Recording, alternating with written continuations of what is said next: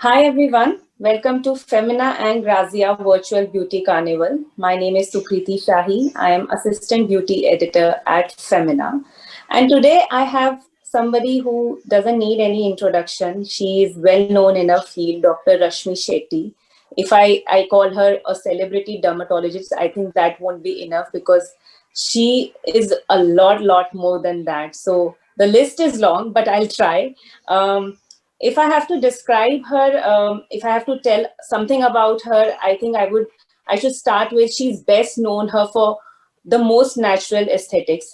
I think that's what describes her the best. She is invited faculty all around the world at prestigious academies.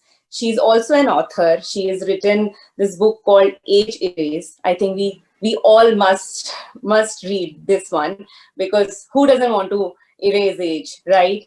And recently, she has also launched her supplement line called Ra Skin and Aesthetics, and only because she believes in beauty inside out. So I think I tried my best to explain and to tell something a little bit about Dr. Rashmi Shetty. Dr. Rashmi Shetty, I'm so happy that you are here with us to talk, to have this session. I was so looking forward to this. Welcome to Femina Grazia Virtual Beauty Carnival. Thank you, Sukriti. That was really kind of you. Dr. It's my Shetty, pleasure to be here, and it's really nice that you're interviewing. The season is changing, and summers are just around the corner. So I thought, let's just do something on hydration and moisturization because people still have some doubts when it comes to moisturization and hydration, especially during summers. What is the difference between the two? What is hydration and what is moisturization? It's really a common question which people ask. So yeah. So, hydration is the amount of water that is in your skin, the water that your skin is holding, while moisturization is commonly known as how much oil the skin is holding back or how much fats the skin is holding back. Now, one cannot usually do without the other. So if you do see, sometimes people will come and tell you that I have a very oily skin, but then I know it feels dehydrated, it feels sensitive, it feels like it's too red, but then I do have oily and acne prone skin, which means to say it's dehydrated, but it is oily. So basically, hydration is how the skin holds water, and moisturization loosely is how the skin holds oils. So that's how it is. But the best way to use is actually you need the hydration very much, and you can put the oils on top. So the oils or the moisturizer acts as a sealant to the hydrant inside. So that's the way you play with it. So you need both. Okay, yeah. So, very rightly said, like you explained, there are two keywords over here, dry and dehydrated. Probably that's what we need to understand when it comes to hydration and moisturization. True. Right. So there's another misconception which I feel people have, especially, those with oily skin, they feel that, as soon as the season of summer, the summers are here, we don't need to moisturize our skin. We are okay without it because anyway, the skin is oily.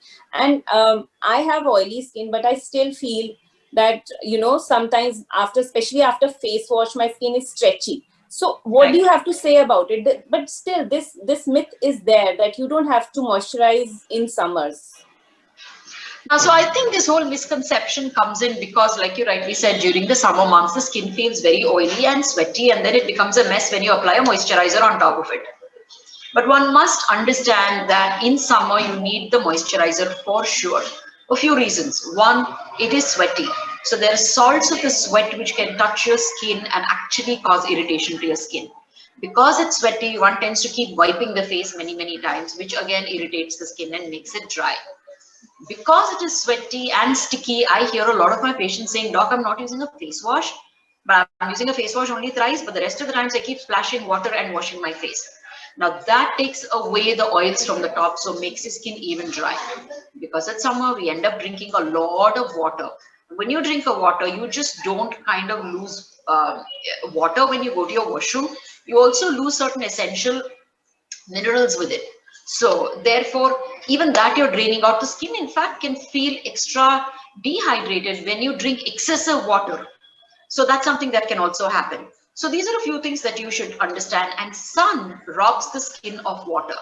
It just doesn't tan you or make you darker or irritate the skin. It also robs the skin of the hydration and water. So therefore, you really, really need to apply moisturizer during summer. However, the way you choose the moisturizer might be different. You can use a more thin, flowy consistency. So it's more serum based, more milk based, more water based moisturizer, and more hyaluronic acid based, for example. So these are things you would look at in a moisturizer rather than like say a butter based, no cocoa butters, no mango butters, shea butters, no oils, no essential oils. So these are things you can cut away, but you could look for more water based, thin consistency, flowing moisturizer. Very, very important for you to apply moisturizer, though it is summer. So in fact, my next question was, what do you suggest how to moisturize, especially for the people who have oily skin? I think you already mentioned some of the ingredients, like key ingredients we must have in our moisturizer. Especially, I think this goes for those who have oily skin in summers. Any other tips you think people with oily skin should keep in mind when it comes to moisturizing their skin? So when you moisturize your skin in summer, firstly, please wash your face. It has to be on a clean face. You cannot moisturize on a sweaty face or a sticky face or a face where your sebum, which is your own oil, has secreted and is sitting there. So you want to wash your face, use a face wash, dab your face. A good idea would be to rub a cube of ice on your face so the face kind of temperature calms down, and then you apply a moisturizer. If you do already have an oily skin, then you can apply the thinnest moisturizer that is available. Be very careful on what face wash you're using. Don't use too harsh face washes either. But if you have an already dry skin, you would then continue using the same moisturizer you're using through the winters. None of us honestly go out and jog in summer, right? Excuse me. So you would be sitting in an AC room, especially during summer, get into probably an AC car or an AC bus. So basically, we are mostly trying to stay in cooler ambient temperatures because it is so hot outside. So don't get cheated by just the definition of summer being hot and humid outside. None of us are really running out. We are in a controlled environment inside. So you could continue the skincare and the skin creams what you would use during winter if you're a dry skin person. That's not too much of an issue. Okay. So now that we are talking a lot about hydration and moisturizing, and you also explained that we need to, check if our skin is dry or dehydrated. How do you think we can do that? I mean, how should I know what are the parameters to check if I have dry skin or dehydrated skin? Okay, so that's a tough question. But however, so when you have a dry skin, usually the skin feels dry. You get up in the morning, you kind of don't feel that there's any oil blotches, especially around your nose or the T-zone where your oil glands are always in excess. You could have a slightly sensitive skin as well. The pores in your skin is more tightly shut and not wide open. So and you may be less prone to acne. Scalp may also be dry. So these are dry skin signs. Against an oily skin, which may have a shiny skin, a sticky skin, open pores, end of the day it can get a little darker and oilier, duller the skin. You could have a itchy scalp with dandruff or seborrheic skin, what we call as, which has sticky scalp and sticky face. You could be acne prone. So that is an oily skin. Now, how does a dehydrated skin look? You will feel that it's not plump. It's not plump at all. Under eye skin can get very itchy and then it can be sensitive. There could be cuts on your face, which is micro cuts where anything you apply on your skin can even burn your skin. So these are signs of dehydrated skin. You could still have acne where your oil glands are active, but the skin could get very dehydrated and dry because, for example, you may have used a benzoyl peroxide, a salicylic acid, an adaptogen. All of these acne treatments which are given for excessive oily skin end up making it very dehydrated and dry. So like I said, you may not have a very clear, okay, dehydrated skin or dry skin. Mostly they end up going hand in hand. So you need the oils to hold the water. So therefore you need them one. So it's not very clearly distinguishable that, okay, this is dry and this is dehydrated. Okay. So does that mean that most of us need a hydrator as well as a moisturizer in our skincare routine? Yes. So basically, if you see most of your experts, skin experts, dermatologists will tell you, put your moisturizer on a slightly damp face. Or they will ask you to use a mist and then put the moisturizer, especially for those people who have a dry and dehydrated skin. Why is that important? Because the dehydration is taken care of by that water that you're putting in, or the water that is left behind after a face wash, which is then sealed with a moisturizer. So we call it as moisture sealant. Most moisturizers are also technically moisture sealants because the moisture is kept and the moisturizer, which is mostly oil based, cream based, butter based, is sealing that. So it does both the jobs. So mostly like a dry skin and an oily skin is not usually just starting or ending at the skin level. It stems from something within. So you need to know if you have a dehydrated skin and dry skin or just dehydrated skin. It could be because that's the first sign of thyroid imbalance. It could be that. It could be combined with something like PCOS. It could be a combined sign with insulin resistance where it is dark, dry, and maybe the skin is a little thick. You could also be because there are certain nutrition, which essential fatty acids, essential amino acids, vitamin C deficiency, protein deficiency, all of this could also end up as showing up as dry skin.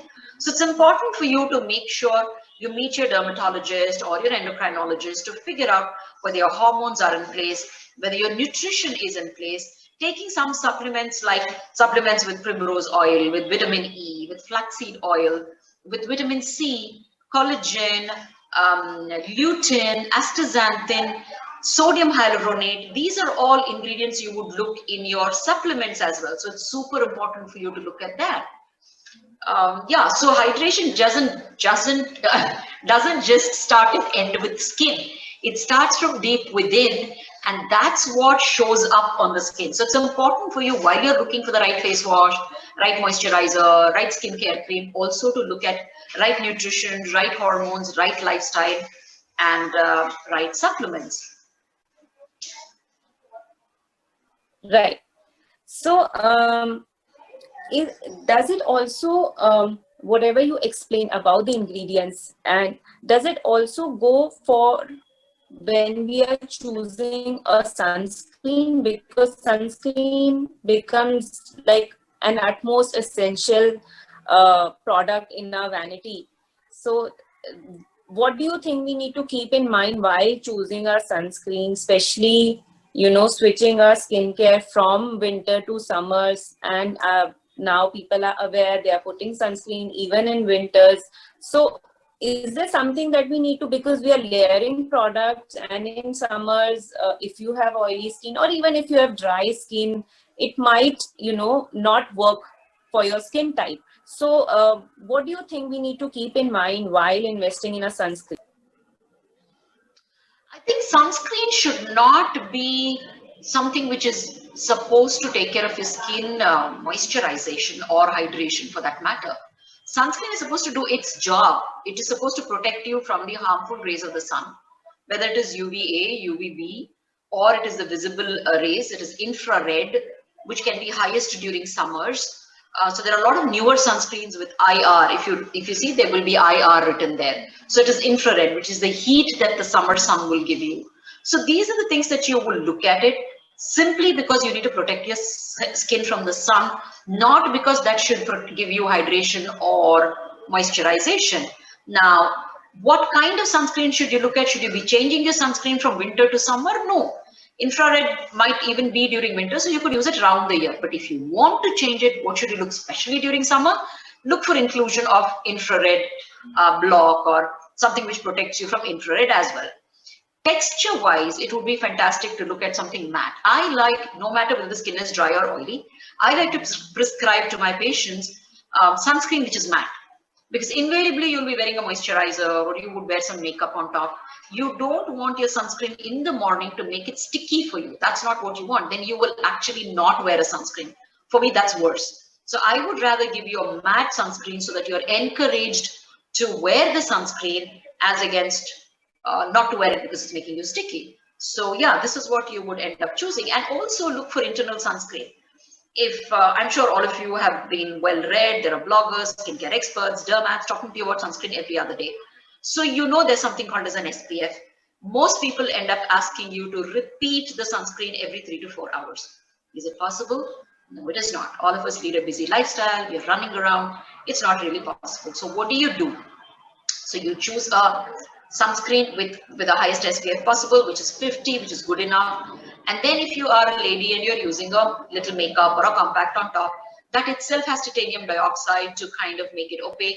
So you would get a little more SPF from that. So every layer of yours will give you a little more SPF. And 2, look for internal sunscreens, which means to say antioxidants, which actually protect you from the damaging rays of the sun, like vitamin C, vitamin E, like a Ra Bright, which is a tablet which has 3 or 4 antioxidants like glutathione, zeaxanthin, astaxanthin, all of resveratrol, all of this, so which kind of gives you the protection you need from within. You could also look at an anti-inflammatory, because half the damage that the sun does is because it causes inflammation, like the infrared causes redness. So you're looking at a sunscreen with infrared IR protection, plus you're looking at oral supplements, which gives you a lot of like curcumin. You could look at milk thistle. You could look at piperine, ginger, all of this, which also gives you an anti-inflammatory kind of property. So this is what you would look at to protect yourself from the harsh sun of summers. The best way is to avoid the sun between 11 and 3, which really is the harshest. Throw in a large hat, make sure you wear a sunglass. Right now there is corona, so you could wear your mask, which will protect you completely, and then a full arm shirt, and don't forget applying sunscreen on the neck, on the hands, on the feet, every exposed part. So that's how you take care. All right. Thank you so much, Dr. Shetty. I think the last question, the one takeaway for me was, many times, in fact, I have also done that, guilty of doing it. I have skipped moisturizer and have just put sunscreen thinking, okay, at least one cream is on my skin. So now I know that it's not helping my, it's not moisturizing my skin. It's not helping me that way. So I have to have both these products on the skin. So yeah, thank you so much. That was very nicely explained. And I hope we've cleared all the doubts, all the questions that we've received on the topic. So thank you so much once again, Dr. Shetty, for being with us and doing this session with us. I really enjoyed this one. Thank you, Sukriti. I always enjoy chatting with you. You come up with the most amazing questions. And that's really nice. And for the audience, thank you so much for tuning in. And any more questions, please keep posting it, even on my Instagram handle or Femina's Instagram handle. We should be able to chat and give you back as many answers as I can. Thank you so much. Thank you. Thank you. Take care. Bye. Bye-bye.